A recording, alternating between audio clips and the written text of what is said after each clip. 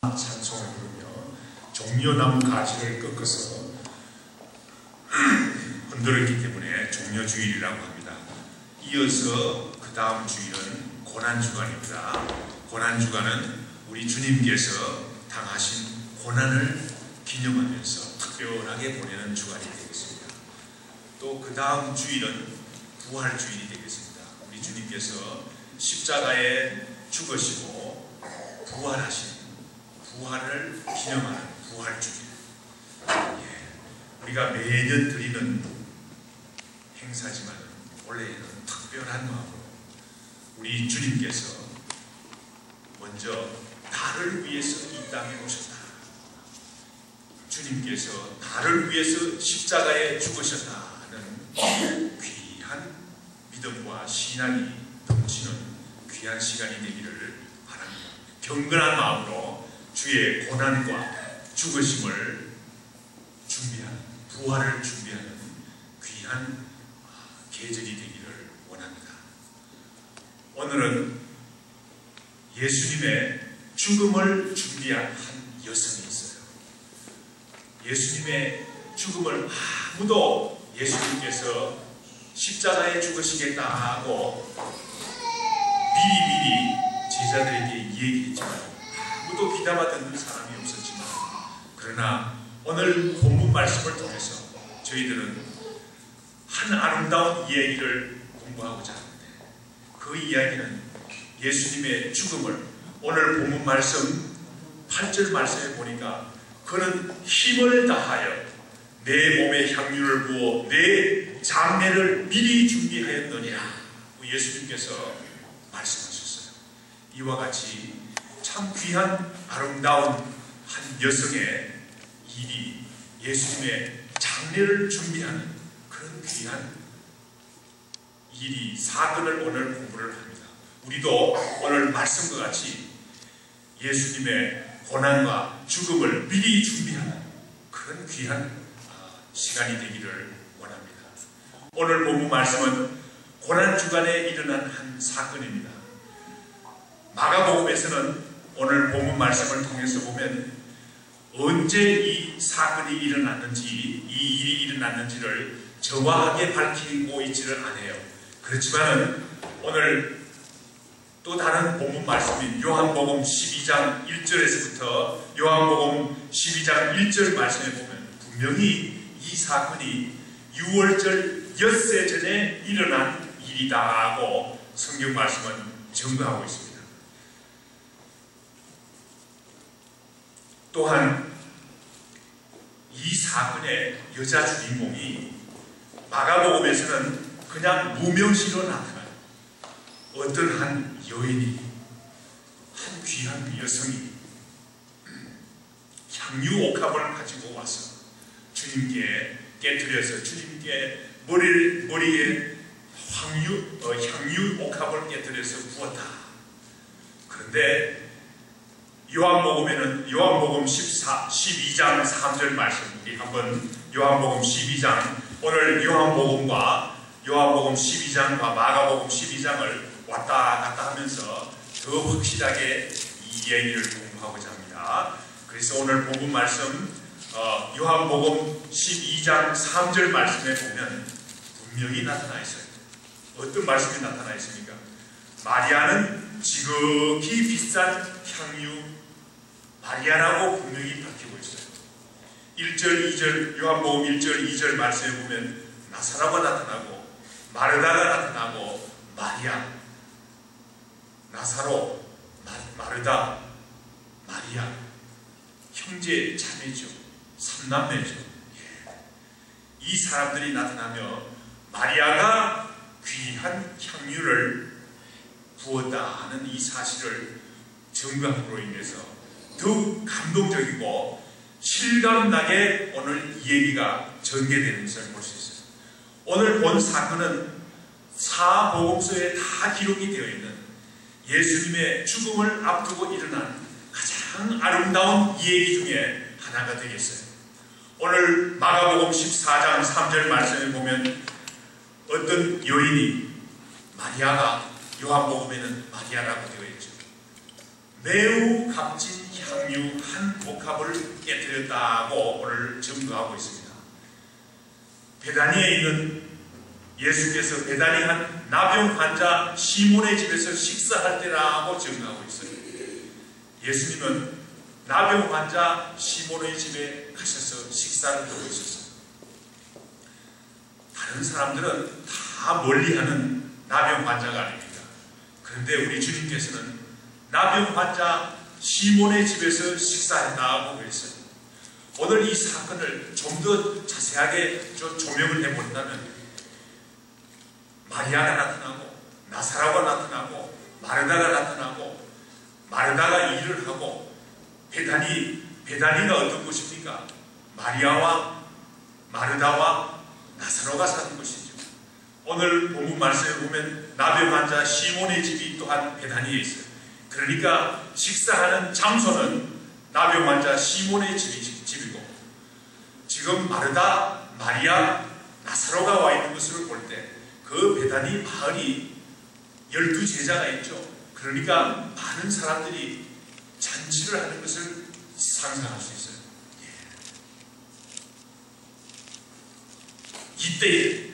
이때에 마리아가 매우 값진 향유 한 옥합을 가지고 왔다고 했습니다. 마리아가 가지고 온 향유는 순전한 나드라고 오늘 더 정확하게 밝히고 있어요. 매우 값진 향유인데 곧 순전한 나드 한 옥합. 나드가 뭡니까? 나드는 그 당시에 귀한 향유죠. 뭐 팔레스타인에서는 생산이 되지 않는 그런 향유지요. 어느 곳에서 생산이 되고 있었습니까? 그 당시에는 인도나 히말라야와 같은 먼 나라에서 신비한 나라에서 생산되는 귀한 향유인 것을 볼 수 있어요. 그런데 귀한 것은 가짜가 좀 많이 있을 수 있지 않습니까? 또는 진짜라 그래도 절반 정도 섞어서 절반은 가짜고 절반은 진짜고 이렇게 이런 물건일 수도 있는데 오늘 마리아가 가져온 향유는 순전한 나드 한 옥합을 가지고 왔다고 했어요. 마리아는 이와 같이 순전하고 귀한 향유를 가지고 왔다고 그랬어요. 순전하고 귀한 나드. 마리아는 우리 주님께 무엇을 가지고 왔습니까? 순전하고도 귀한 마음을 가지고 온 거예요. 순전하고도 귀한 마음을 주께 드린 것을 볼 수 있습니다. 또한 값비싼 향유 한 옥합을 그 옥합을 깨뜨리기가 옥합을 말이죠. 귀한 옥합을 깨뜨렸다고 했어요. 결정적인 아낌없이 바치는 분명한 믿음의 태도를 볼 수 있어요. 마리아는 이와 같이 예수님께 진정한 사랑과 헌신을 보여주고 있는 것을 볼 수 있습니다. 마리아가 왜 어떻게 해서 우리 주님의 장례를 준비할 수 있었겠습니까?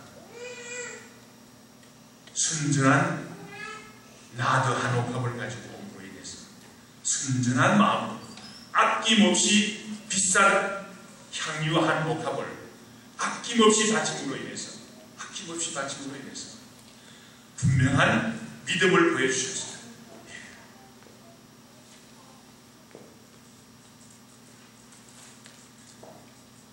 한 옥합을 깨뜨려서 향유 한 옥합을 깨뜨려서 어떻게 했습니까? 예수님의 머리에 부었다고 그랬어요. 예수님의 머리에.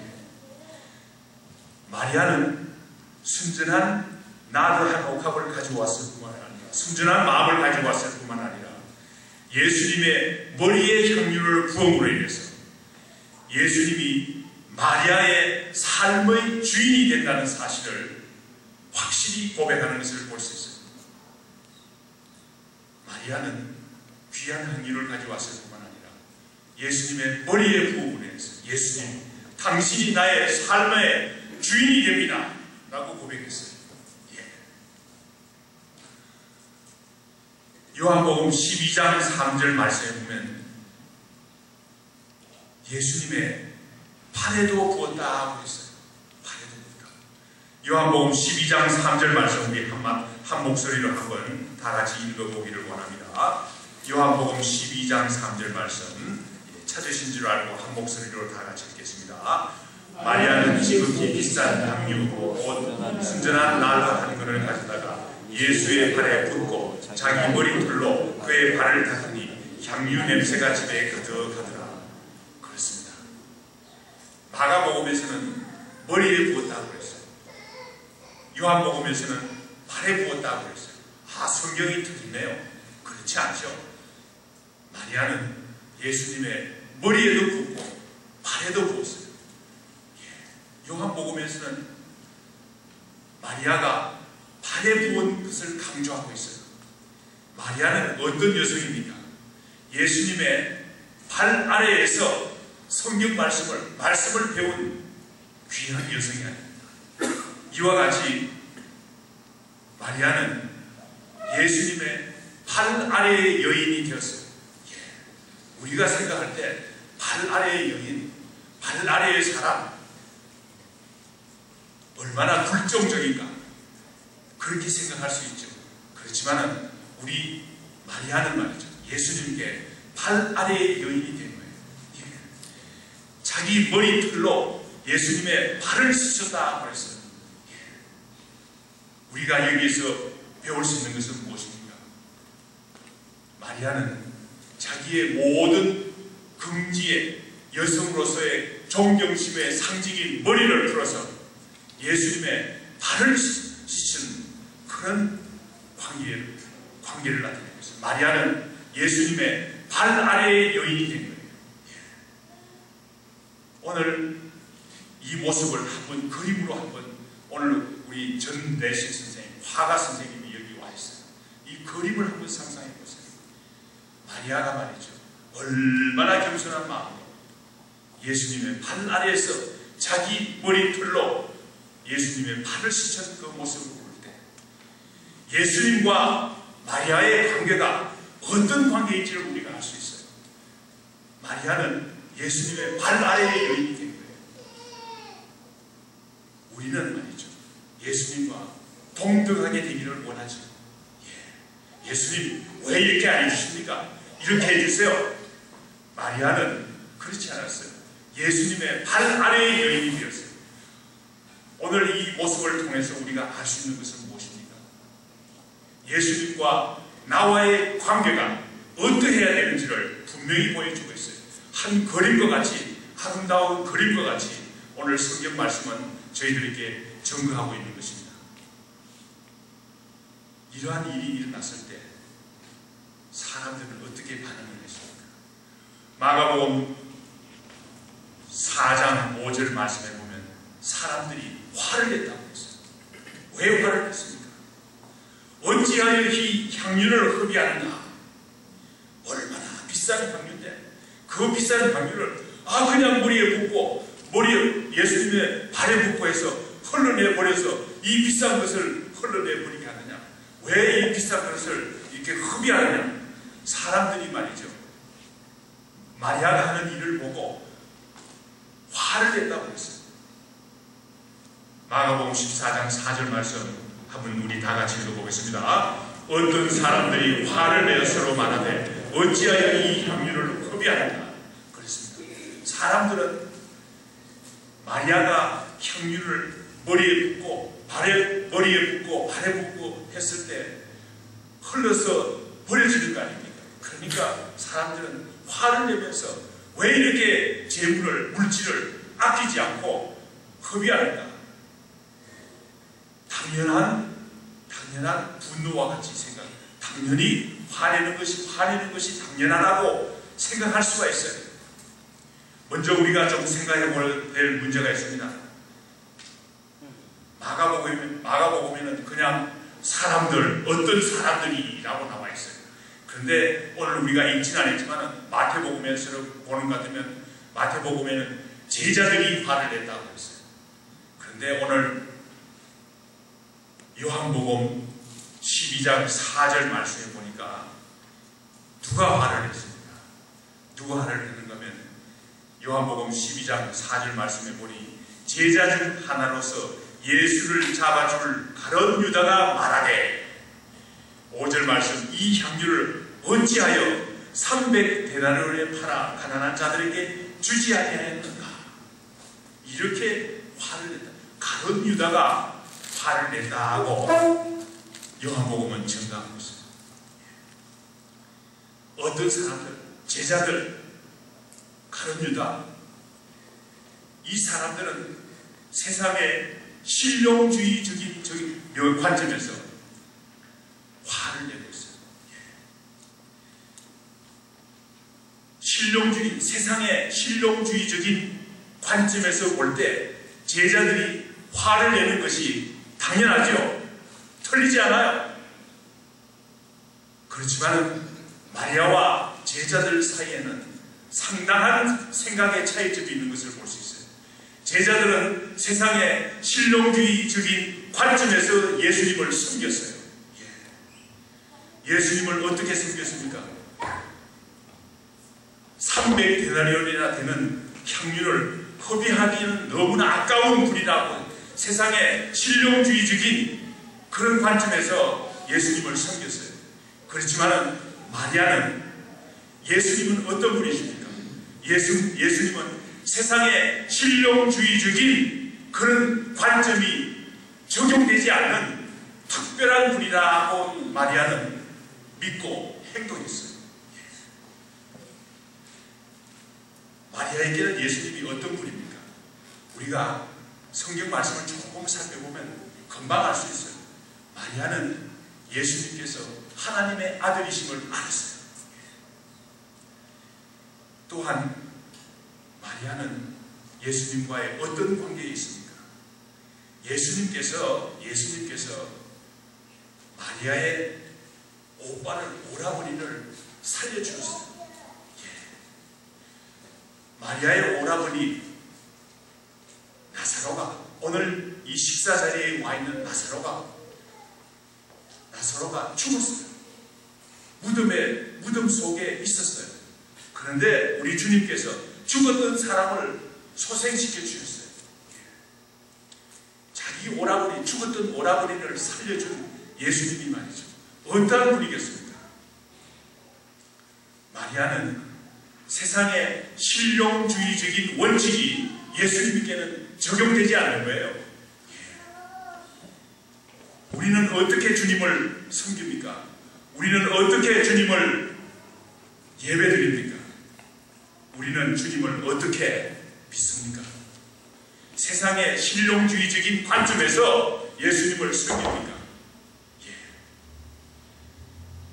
그러면 마리아와 같은 사람들이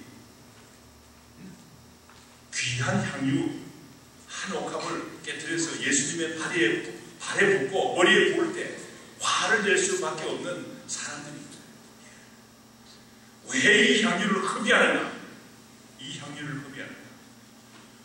허비하는 것이, 돈을 허비하는 것이 너무나 아까워서 화를 낼 수밖에 없는 사람이 되는 거예요. 나에게는 예수님이 어떤 분이십니까?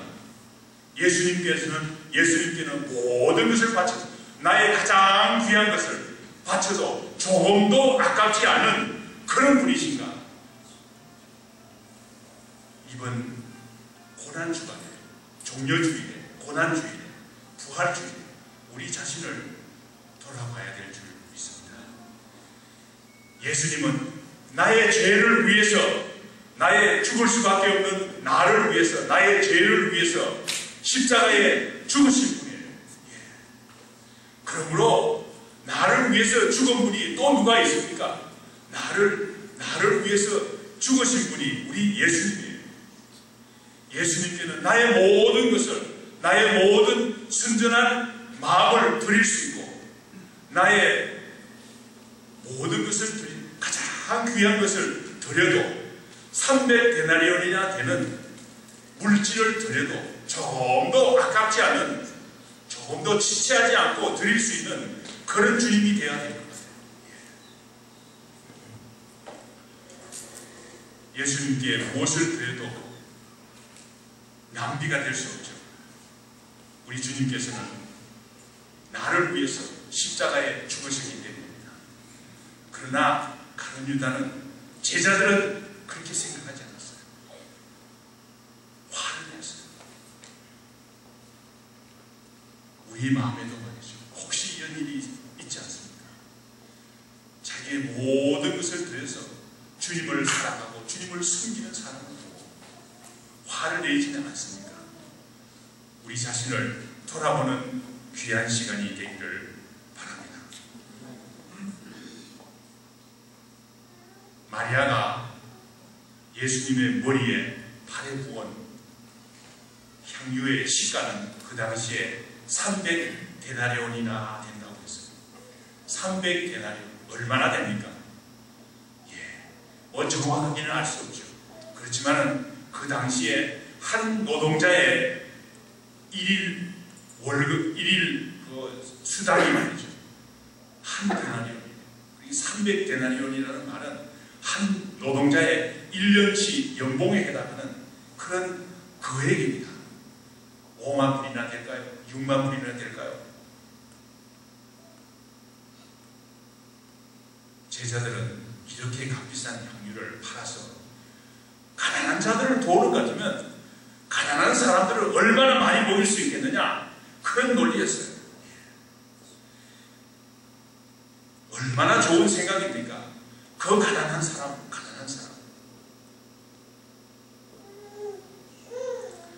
제자들은 예수님을 실용주의적으로 사랑했고, 마리아는 예수님을 모든 것을 들여서 사랑한 그 차이점이 있는 것입니다. 우리가 어느 쪽에 서야 될지 우리가 생각해 봐야 되겠어요. 중요한 말씀은 예수님께서 어떻게 말씀하셨습니까? 오늘 본문 말씀 7절 말씀에 보니까 예수님께서 말씀하셨어요. 가난한 자들은 항상 너희와 함께 있으니. 오늘 제자들이 가난한 자들을 덜먹이지만은 진실로 가난한 자를 생각함이 아니라 하고 오늘 예수님께서는 말씀하고 계세요.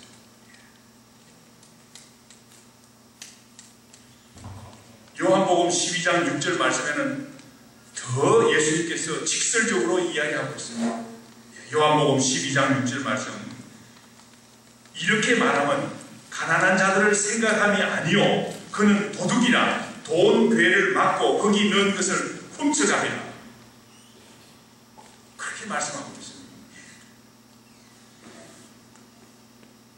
실로 가룟 유다는 그 후에 예수님을 배반하고 예수님을 은30에 팔았어요.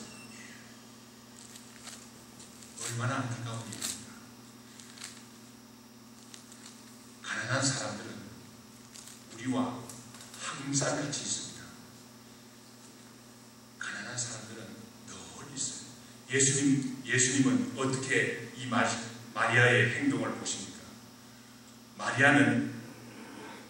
마리아가 한 일을 더 적절하게 생각하는 거예요. 가난한 사람들은 우리와 항상 같이 있다는 거예요. 예수님이 이 말씀을 하실 때도 가난한 사람이 있었고, 오늘날 미국에도 가난한 사람들이 있어요. 가난한 사람들은 한국에만 있는 게 아니죠. 북한에만 있는 것이 아니라, 중국에만 있는 것이 아니라, 잘 사는 나라 미국에서도 가난한 사람들이 있어요. 가난한 사람들을 덜먹이지만 가난한 사람들은 항상 우리와 함께 있다고 예수님께서 말씀하셨어요.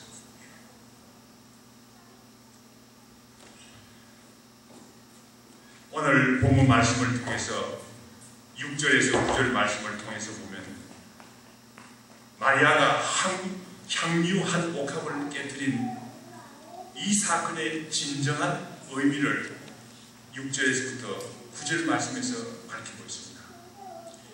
6절 말씀에 마가복음 14장 6절 말씀에 보면 예수님께서 제자들에게 말씀하셨어요. 그만둬라. 화를 내면서 마리아에게 너 왜 당신 왜 이렇게 값비싼 향유를 소비하는가? 이렇게 화를 내면서 이야기하자. 예수님께서 가만두라, 가만두라. 내가 어찌하여 그를 괴롭게 하느냐? 괴롭게 하지 말라. 더 이상 괴롭게 하지 말라. 그가 내게 좋은 일을 하였다고 했어요. 좋은 일을 하였다고 했어요.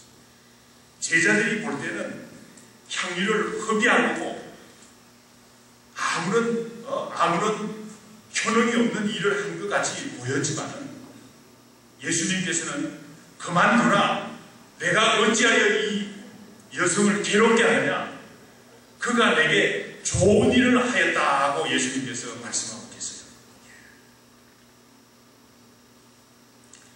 제자들은 가난한 자를 돕는 것을 예수님의 머리에 향유를 붓는 일보다 더 중요하게 생각했어요.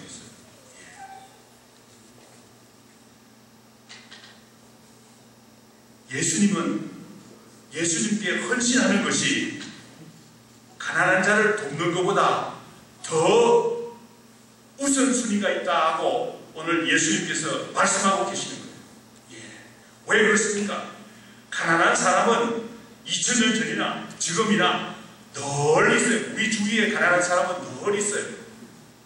그렇지만 예수님은 이제 곧 십자가에 죽으신, 한 번 죽으시는 예수님, 부활하시고 성천하셔서 더 이상 제자들과 같이 있지 않은 예수님이 아닙니다. 그러므로 예수님 자신이 분명하게 밝혔어요.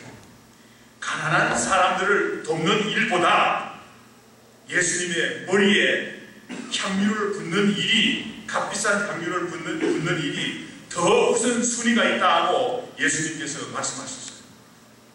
우리는 이러한 믿음과 신앙을 가져야 되겠어요.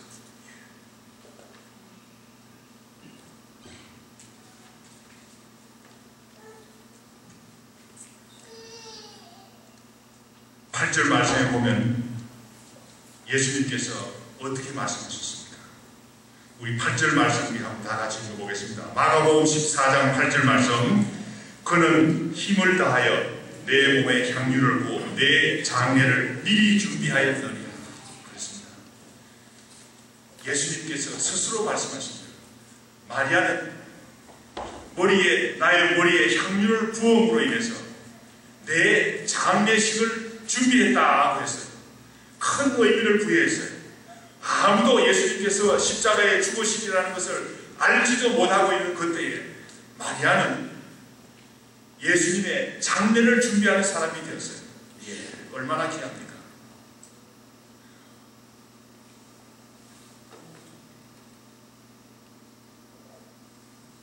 제자들은 말이죠. 예수님께서 죽으시겠다고 그러면 그럴 일이 없습니다. 그럴 일이 없습니다. 이런 형편인데 마리아는 예수님께서 죽으실 그 고난을 기념해서 오늘 예수님의 장례를 준비한 것을 볼 때 얼마나 귀한 일인죠. 우리가 한번 냉정하게 한번 생각해 봅시다. 마리아가 말이죠. 진실로 예수님께서 십자가에 죽으실 것을 완전히 알고 이렇게 준비했겠습니까? 알 수도 있었겠지만 제가 볼 때는 마리아가 예수님께서 십자가에 죽으실 것을 완전히 알지는 못했는 것 같아요. 제 생각이 틀린지는 나중에 마리아에게 물어보면, 천국 가서 마리아에게 물어보면 알겠지만 알 수 없어요. 우리가 말이죠. 우리가 어떻게 예수님의 죽음을 준비합니까? 성경을 많이 알아서 예수님께서 언제 어디서 어떻게 죽으셨으며 어떤 고난을 받으시고 자세하게 그 내용을 알고 모든 것을 다 알고 예수님의 장례를 준비할 수 있습니다. 마리아는 그런 것 같지는 않아요. 그렇지만 어떻게 해서 예수님의 장례를 준비하게 되었습니다. 마리아는 말이죠. 순전한 마음으로 예수님께 나왔어요. 순전하고 귀한 마음으로 예수님께 나왔어요. 그 향유 옥합을 깨뜨렸어요. 예수님의 머리에 부었습니다. 예수님의 발에 부었어요. 발에 붓고 자기 머리털로 예수님의 발을 씻어다 그랬습니다. 이렇게 함으로 인해서 마리아는 예수님의 장례를 준비할 수 있었던 것입니다. 우리도 오늘 마리아의 일을 통해서 우리가 어떻게 부활절을 맞을 것인가, 성경을 연구해서 자세하게 연구해서 모든 것을 알고 귀한 일이죠. 그러나 그렇지 못하다 손치더라도 나의 순전한 마음과 나의 삶의 주인이 되신 예수 그리스도를 인정할 때 예수님의 발에 기름을 붓고 향유를 붓고 나의 가장 귀한 존귀한 부분으로 예수님께 굴복할 때, 예수님의 발 아래의 사람이 될 때 우리는 주님의 장례를 준비할 수 있는 귀한 사람이 될 수 있을 줄 믿습니다. 예수님은 마리아가 한 이 일에 대해서 너무나 귀하게 생각했어요. 제자들이 혹시라도 나중에 성경을 쓸 때 혹시라도 이 일을 잊어버릴까 해서 오늘 9절 말씀에 어떻게 이야기하고 있습니까? 9절 말씀, 마가복음 14장 9절 말씀 우리 다 같이 읽어보겠습니다. 내가 진실로 너희에게 이르노니 온 천하에 어디서든지 복음이 전파되는 곳에는 이 여자가 행한 일도 말하여 그를 기억하리라 하시니라. 그렇습니다. 우리 주님께서는 마리아가 한 이 일을 복음이 전파되는 모든 곳에 가서 이 일을 또한 전하라고 그랬어요. 기록하라고 그랬어요. 빼지 말라고 그랬어요. 기억하도록 하라고 그랬어요. 이 말씀은 무엇입니까? 우리가 마리아가 한 일을 잊어버리지 말고 기억하고 그와 같이 행하라는 그런 의미가 아니겠습니까? 올해 2016년도 부활절을 맞이하고 종려주일을 맞이하고 고난주간을 맞이하고 부활주를 맞이하는 우리 새생명 선교교회 성도님들도 이 일을 잊어버리지 말고 마리아와 같은 마음으로 주님의 죽음을 준비하라는 귀한 말씀인 줄 믿습니다.